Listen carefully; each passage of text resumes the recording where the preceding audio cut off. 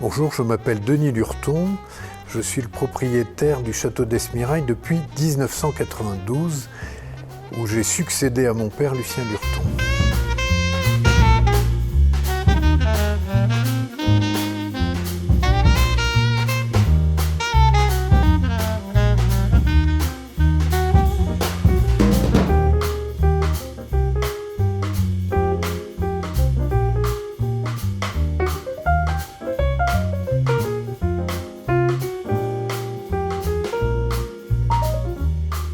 Donc bienvenue dans cet épisode de « Viens déguster chez moi ».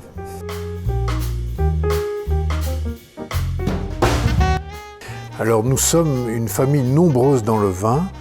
Il y a plusieurs générations, mais surtout deux personnages qui ont développé le vignoble, qui sont André, mon oncle et parrain, et Lucien, mon père.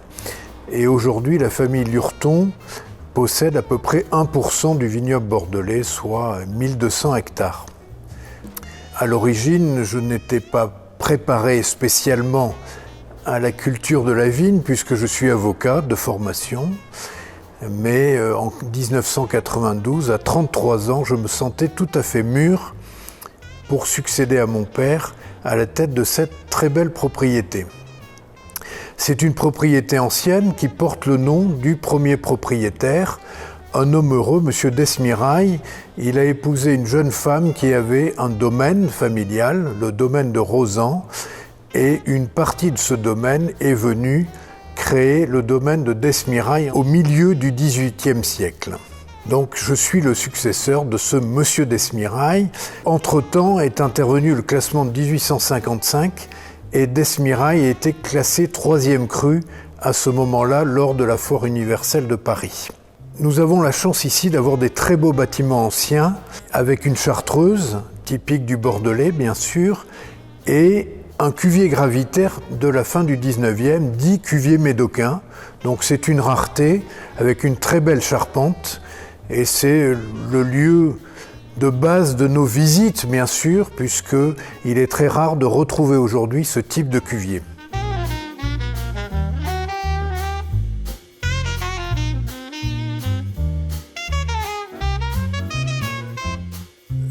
J'ai choisi, à titre personnel, quand je suis arrivé, de faire un type de vin qui me convient.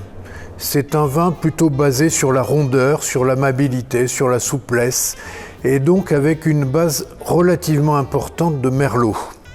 Et bien sûr, une base de cabernet qui est le cépage médocain type. Aujourd'hui, j'y ajoute un peu de petit verre d'eau et un peu de cabernet franc. C'est vrai que je veux profiter de la complexité apportée par chacun de ces cépages. Mais je veux surtout que le public puisse profiter d'un vin qui soit à la fois agréable en vin jeune et qui ait une capacité de vieillissement. Bien sûr, le château d'Esmirail, le premier vin, et puis un second vin qui s'appelle Initial de d'Esmirail. C'est un jeu de mots en fait, parce que mon père avait mis mes initiales sur le portail, DL, et sur la chartreuse. Alors je me suis amusé en appelant mon second vin Initial. C'est aussi un jeu de mots avec la notion d'initiation, parce que le second vin est souvent un vin qui initie au premier vin, un vin un peu plus simple, un peu plus facile à déguster, qui vous permet de rentrer dans la dégustation de nos vins.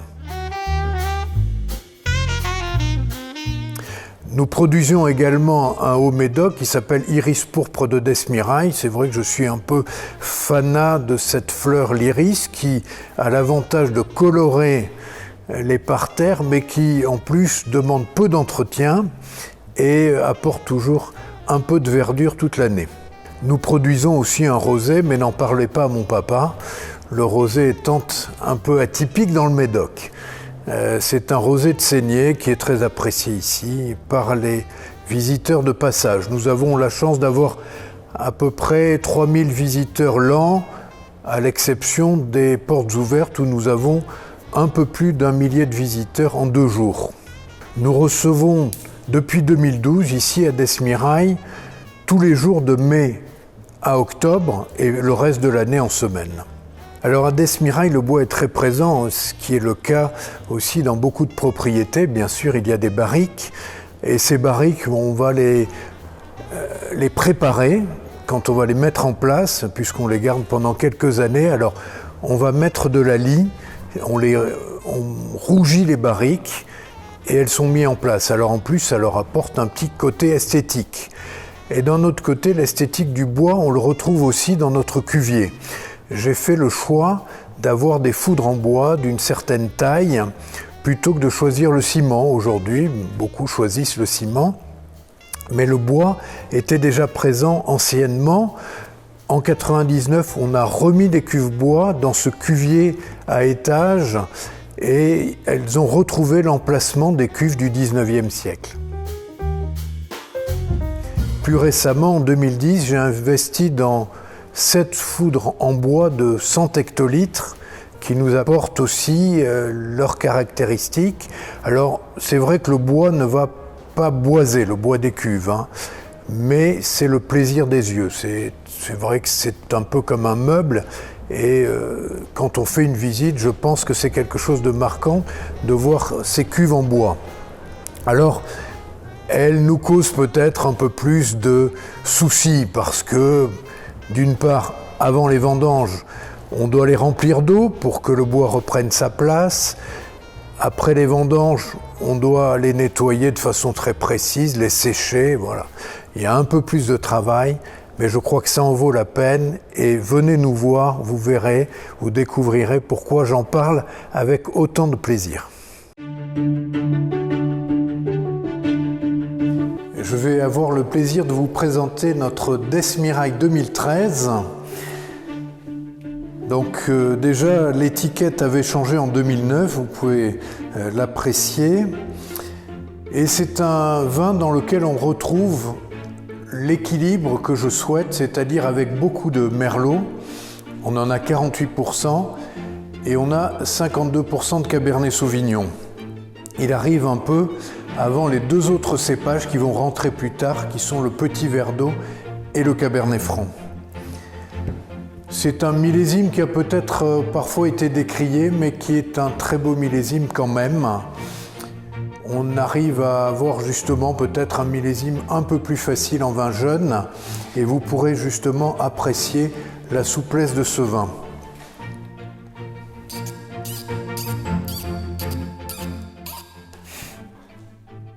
Et voilà.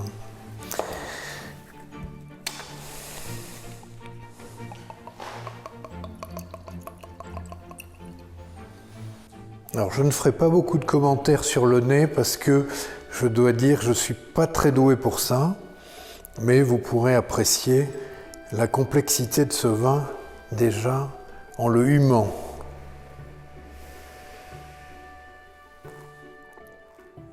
Donc on a une belle attaque puissante, on a une belle rondeur et une assez grande longueur. Et donc la longueur, ce qu'on appelle les caudalies, c'est un moyen de reconnaître aussi la qualité d'un vin.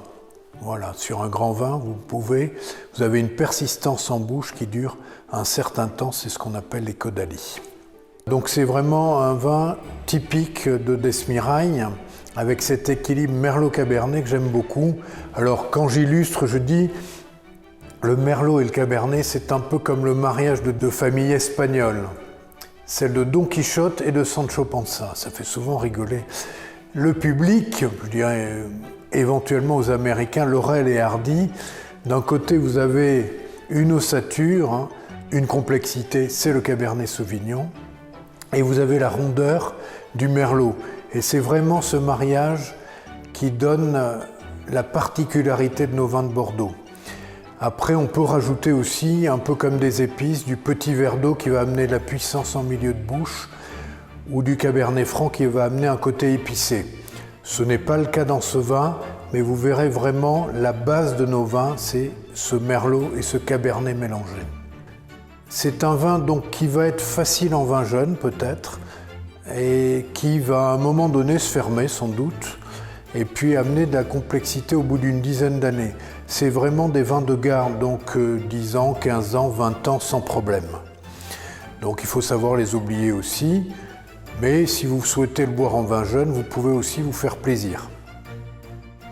Donc c'est vrai qu'à Desmirail, depuis des années, on est dans le respect du vignoble, de la vigne, bien sûr, vous vous en doutez. Donc les traitements sont faits quand il faut vraiment traiter.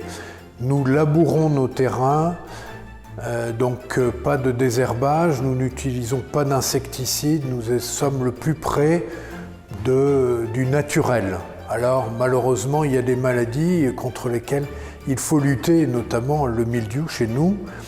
C'est une maladie contre laquelle nous luttons avec des moyens chimiques, je dois le dire, mais nous le faisons avec raison.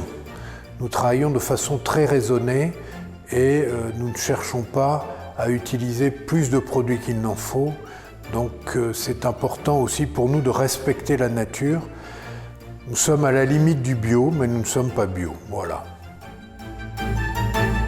Alors notre escale au château d'Esmirail se termine ici, mais je vous laisse apprécier d'autres joyaux de notre vignoble français au travers de « Viens déguster chez moi ».